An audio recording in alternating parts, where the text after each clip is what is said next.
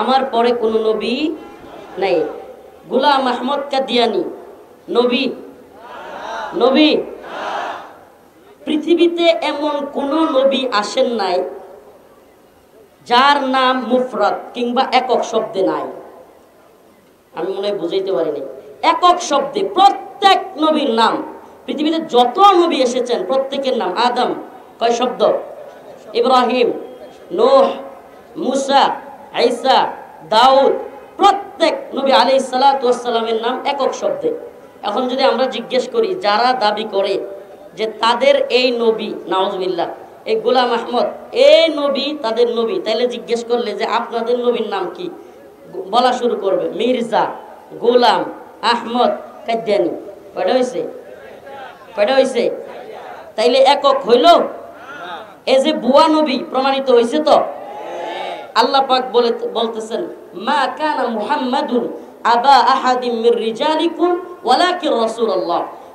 রাসূল সাল্লাল্লাহু আলাইহি সাল্লাম মুহাম্মদ তিনি কারো কোন পুত্র সন্তানের অর্থাৎ কোন পুরুষের পিতা নন। রাসূলুল্লাহ সাল্লাল্লাহু আলাইহি ওয়াসাল্লামের ঘর থেকে 4টা ছেলে হয়েছিল, 3জন খাদিজা রাদিয়াল্লাহু আনহার ঘর থেকে। এটা আপনারা যেহেতু তালিবুল ইলম অনেক আলেমরা এখানে উপস্থিত সবাই জানেন। 3জন হয়েছিল খাদিজা রাদিয়াল্লাহু আনহার ঘর থেকে, একজন মারিয়া কিপ্তিয়ার ঘর থেকে যার নাম ছিল ইব্রাহিম। খাদিজা রাদিয়াল্লাহু আনহার ঘর থেকে যারা হয়েছিল তাদের নাম কি ছিল? তাহের, তৈয়ব, কাসেম। 3জন ছিল। তাদের কেউ কাসেম, তৈয়ব, তাহের কেউ বড় হয় নাই। এমনকি মারিয়া কিপ্তিয়া ওনার ঘর থেকে যে ইব্রাহিম আলাইহিস সালাম হয়েছিলেন তিনি একবারে দুগ্ধ পান করা অবস্থায় মৃত্যুবরণ করেছেন। তাহলে রাসূলুল্লাহ সাল্লাল্লাহু আলাইহি ওয়াসাল্লামের কোনো সন্তান বড় হয় নাই। এটার অনেক মুফাসসিরিনে কেরাম হিকমা বলেন যে নবীর ছেলে নবী হয়ে যাওয়া কিংবা পরবর্তীতে আল্লাহর রাসূল যে শেষ নবী এটা যেন বন্ধ হয়ে যায় এবং এরপরে কোনো সন্তান আসলে তাকে নিয়ে যেন ফিতনা তৈরি না হইতে পারে, বিভিন্ন ব্যাখ্যা বিশ্লেষণ করা হয়। কিন্তু রাসূল যে শেষ নবী উনি হাদিসের মধ্যে জানিয়েছেন, আল্লাহ পাক নিজে কোরআনের মধ্যে বলেছেন ওয়ালাকিন রাসূলুল্লাহ ওয়া খাতামান নাবিয়্যিন, তিনি আমার রাসূল, শেষ নবী, তিনিই শেষ নবী। তাহলে রাসূলের পরে আর কোনো নবী আসবে না। তাইলে গোলাম আহমদ কাদিয়ানী, আমরা বিস্তারিত লম্বা আলোচনায় যাওয়ার দরকার নেই। মুসলিম এ কথা বিশ্বাস করে, কোরআনে আসছে আল্লাহ পাক মুমিনের পরিচয় দিচ্ছেন ক্বালু সামি'না ওয়া আতা'না। যখন মুমিনের কাছে কোনো কোরআনের কথা পেশ করা হয় তারা কি বলে? সামি'না ওয়া আতা'না, আমি শুনলাম এবং মানলাম। এছাড়া মুমিনের কোনো কথা থাকতে পারে না, মুমিনের কোনো কথা থাকতে পারে না। তাইলে কি বলবে মুমিন? কোরআন যা বলেছে ক্বালু সামি'না ওয়া আতা'না। কোরআন বলেছে ফানকিহু মা তাবা লাকুম মিনান নিসাই ওয়া মাসনা ওয়া সুলাসা ওয়া রুবা। কোরআন বলছে এ আল্লাহ পাক একাধিক বিয়ে জায়েজ করেছেন। আমি একটা কারগুজারি শোনাই আপনাদেরকে। আমি পল্টন থানা রিমান্ডে ছিলাম।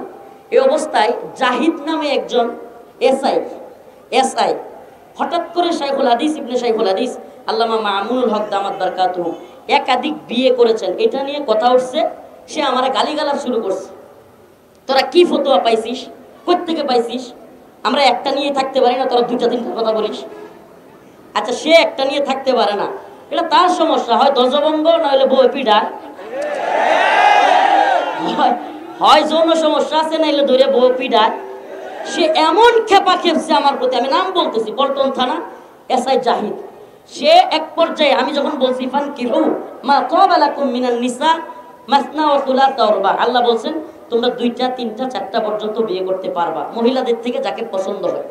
ওয়াইন খিফতুম আল্লাহ তাআদিলু, যদি তোমরা ওয়াইন খিফতুম যদি তোমরা ভয় করো আল্লাহ তাআদিলু যে তোমরা ইনসাফ করতে পারবা না, তাহলে ফাওয়াহিদা, তাইলে একটা করো। তাইলে আল্লাহর কথা, এই ফতোয়া কে দিয়েছেন? একাধিক বিয়ে করা যাবে, এই ফতোয়া কে দিয়েছেন? ওই লোক আমি যখন আয়াতে কারিমা তিলাওয়াত করছি তখনও আমার হুমকি দিতেছে, কাট বেটা, রাখ তোর ফতোয়াগিরি। আস্তাগফিরুল্লাহ। যদি কোনো ব্যক্তি কোরআনের আয়াত শোনার পরে বলে রাখ তোর ফতোয়াগিরি, তার ঈমান থাকবে? আল্লাহ যেখানে মুফতি, এই ফতোয়ার মুফতিকে একাধিক বিয়ে করা যাবে, এই ফতোয়ার মুফতিকে। আমি এই ওয়াজটা একাধিক বিয়ের নয়, বরং কথাটা হচ্ছে এটা যে কোরআন যা বলেছে এ ব্যাপারে কিলোকালবিহীন। যদি কেউ বলে আমরা ধর্মান্ধ নই, আমরা মৌলবাদী নই, আমরা এটা নই ওইটা নই, দেখেন এদেশে গণতান্ত্রিক রাজনীতি যারা করে, এদেশে না গোটা পৃথিবীতে, একটা কথা মনে রাখবেন, গণতান্ত্রিক রাজনীতিবিদদের ধর্মীয় মূল্যবোধ, ধর্মীয় চিন্তা ভাবনা, দ্বীনের প্রতি চিন্তা ভাবনা, তার চাইতে অনেক বেশি মাথায় থাকে হলো ক্ষমতার চিন্তা ভাবনা।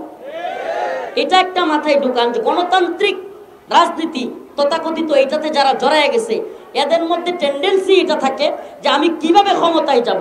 দেখবেন হঠাৎ করে আওয়ামী লীগের প্রতি আমাদের কোনো হুজুরদের দল, ইসলামপন্থী না দল, দেখবেন যে আওয়ামী লীগের প্রতি সিম্পেথি দেখাইতেছে। বুঝতে হবে বিএনপি বলেন বা বিভিন্ন দল বলেন, যদি আওয়ামী লীগের প্রতি সিম্পেথি দেখায় আপনি বুঝবেন যে আওয়ামী লীগ নির্বাচনে আসবে না, সেই ভোটটা কোথায় যাবে, তার চিন্তা ভাবনা মাথায় যে ওই ভোটটা যাতে আমাদের পক্ষে আসে।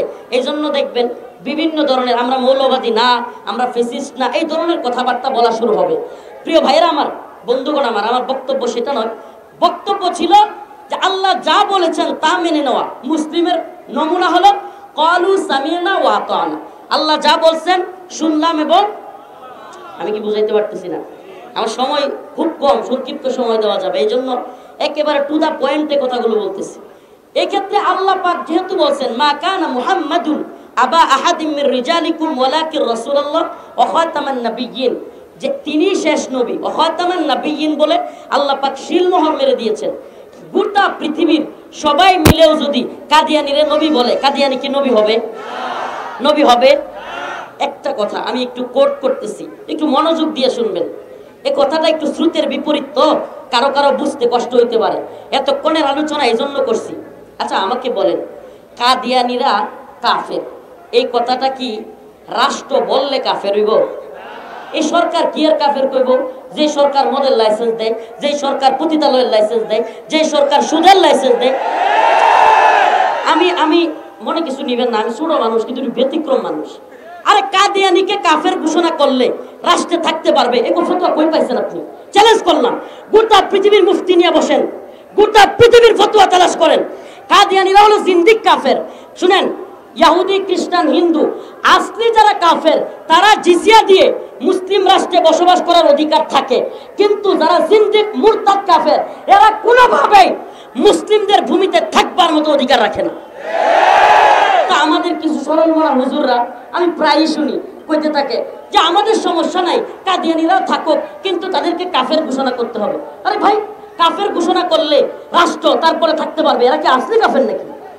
মুহাম্মদে আরবির উম্মত দাবি করে কেউ যদি মুসলমান দাবি করে, জায়গাটা ছোট্ট হয়ে গেছে, চাপাচাপি হবেই। অতএব এই আপনারা কি আমার কথা শুনবেন না ওইদিকে ঝগড়া দেখবেন?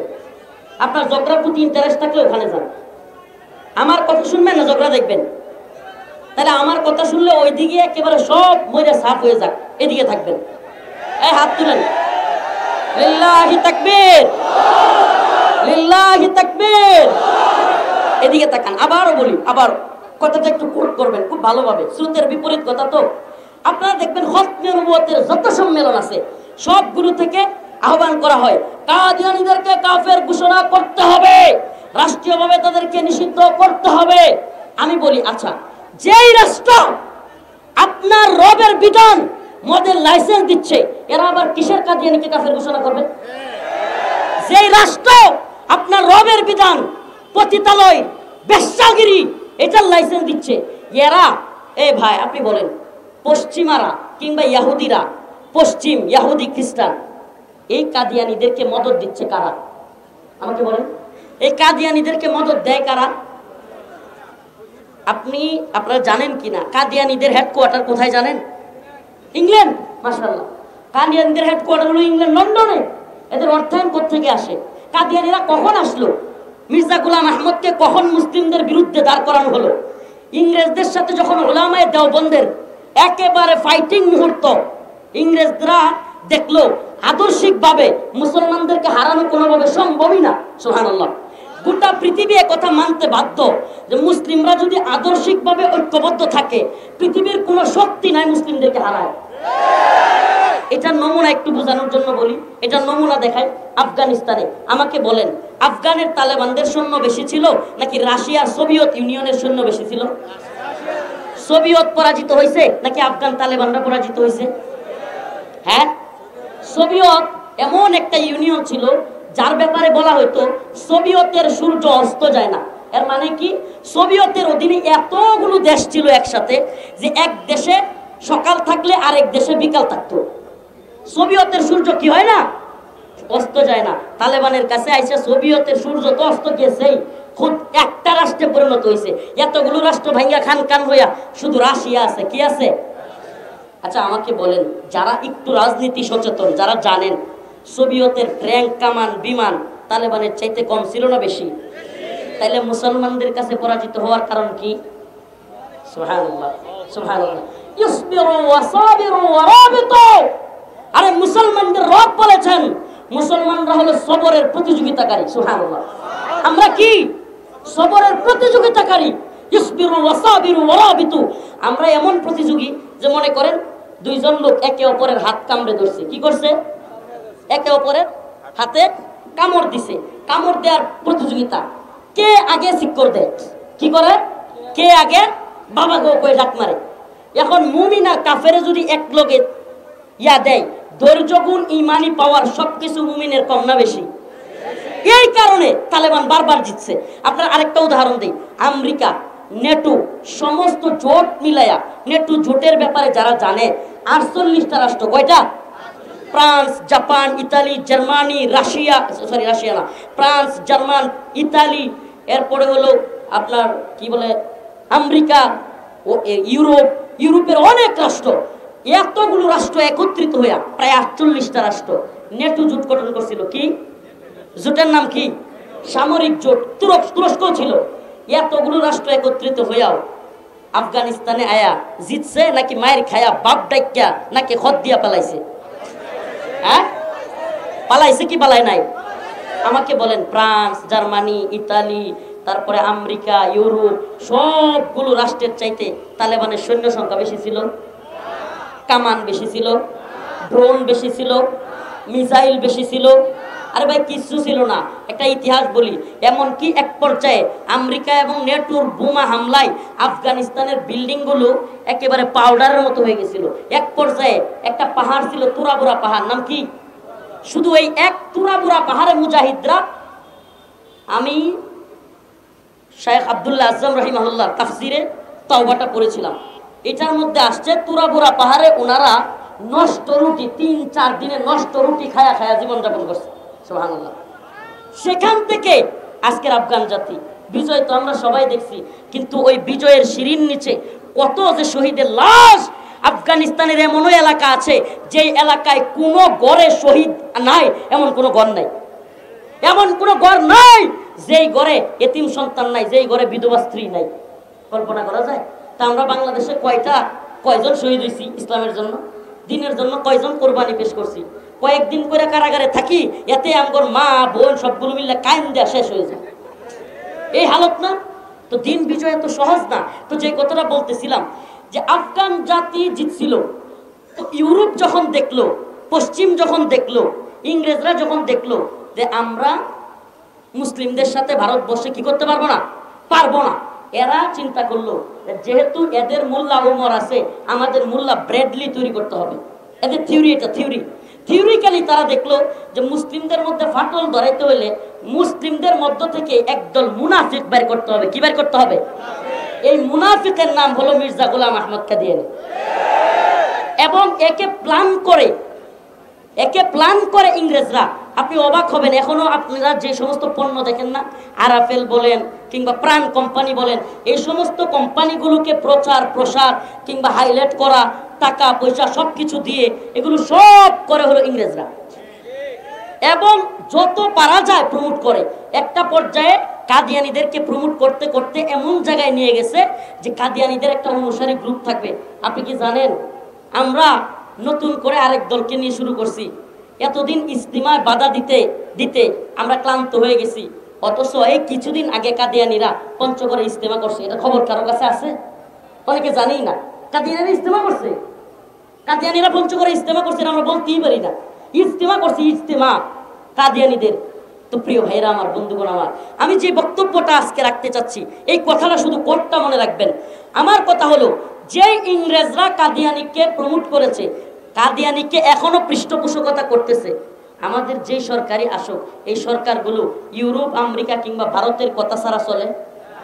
আমরা বলেন একটু রাজনীতিও যারা বুঝে পোলাপানো, এই যে স্কুল কলেজের এই প্রতিযোগিতা হয় না, বিতর্ক প্রতিযোগিতা, এই 10-12 বছরের পোলাপানেও জানে বাংলাদেশে যে গভর্নমেন্টই থাকুক, আমরা যত মাদ্রাসার ছাত্র হাসিনার পতন ঘটাইতে গিয়ে শহীদ হয়ে যায়, যত স্কুলের ছাত্রই শহীদ হয়ে যায়, কিন্তু এই সরকারগুলো আমেরিকার ইউরোপের কথা ছাড়া উঠতো না বসতো না।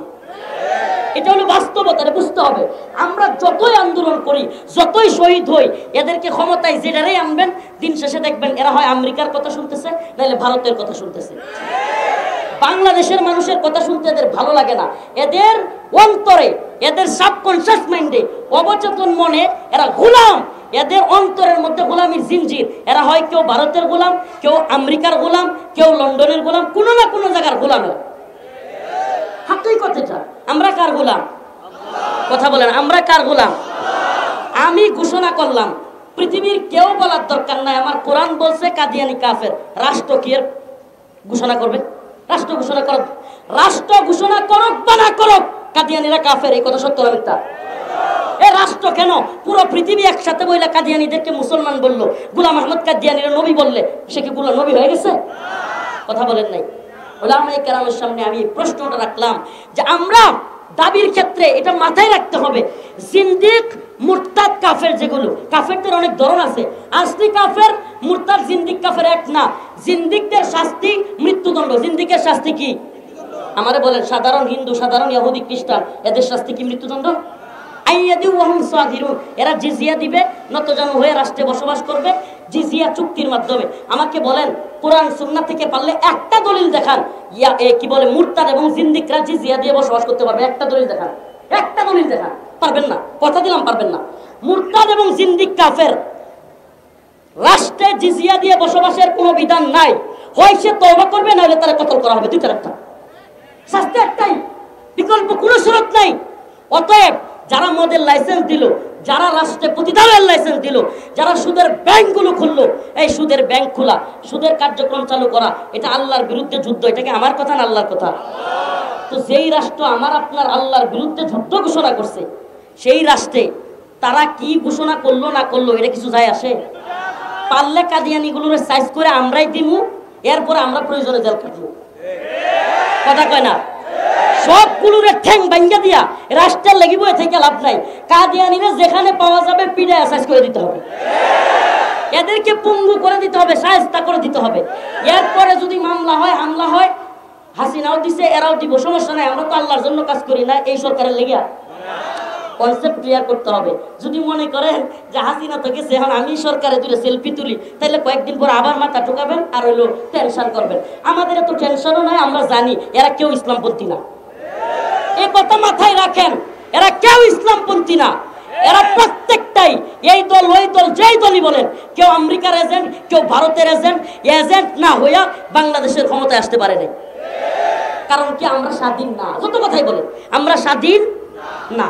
আমরা যেদিন মানসিকভাবে স্বাধীন হইতে পারবো যে আমরা বিদেশিদের কথায় চলবো না, আমাদের স্বাধীন স্বকীয়তা আছে, যেটা আফগান জাতির। ও ভাই, ইতিহাস সাক্ষী, ইংরেজরা শাসন করছে ভারতবর্ষ, এরপরে মঙ্গোলীয়রা, তাতাররা শাসন করছে, কিন্তু আফগান জাতিকে কেউ কোনোদিন শাসন করতে পারেনি। এইটারে কয় স্বাধীনতা, এইটারে কয় স্বাধীনতা। আমি স্বাধীন, আমি মুসলমান, আমি পরাধীন নই। আখি আনতা হুররুন ওয়া আস-সুদুদ। আমি জেলে থাকতে পারি, কিন্তু আমি স্বাধীন। আমি জেলে থাকলেও কার গোলাম? কথা বলে না, কার গোলাম? রিমান্ডে গেলেও কার গোলাম? ফাঁসির কাস্টে ঝুললেও কার গোলাম? আর এরা ক্ষমতায় থাইকাও, প্রধানমন্ত্রী হইয়াও, বিভিন্ন উপদেষ্টা হইয়াও, এরা কেউ ভারতের গোলাম, কেউ আমেরিকার গোলাম। তাইলে কে কে স্বাধীন? আমরা স্বাধীন। আমরা এই স্বাধীনতার মিনিংটা বুঝতে হবে। কে কাফের ঘোষণা করলো, কে করলো না, আমাদের যায় আসে না, আমাদের যায় আসে না। এরা তো আমাদেরকে পারলে, যেই দলীয় ক্ষমতায় আসুক, পারলে ইসলামপন্থীদেরকে মেসাকার করে, মেসাকার। এটা এদের থিওরি। কারণ কি? এদেশে ইসলামপন্থীরা থাকলে তারা এই যে সমস্ত কাজগুলো, তথাকথিত নারী অধিকারের নামে আমাদের মা বোনদেরকে রাস্তায় বের করা, তথাকথিত মানবাধিকারের নামে সমকামিতা প্রমোট করা, আমরা থাকলে তো কিছুই করতে পারবো না। বুঝছেন কথা? বিষয়টা বুঝতে পারছেন?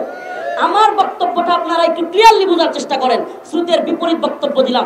কে কাফের ঘোষণা করলো না করলো, এই জন্য কাদিয়ানিরা মুসলিম থাকে নাই।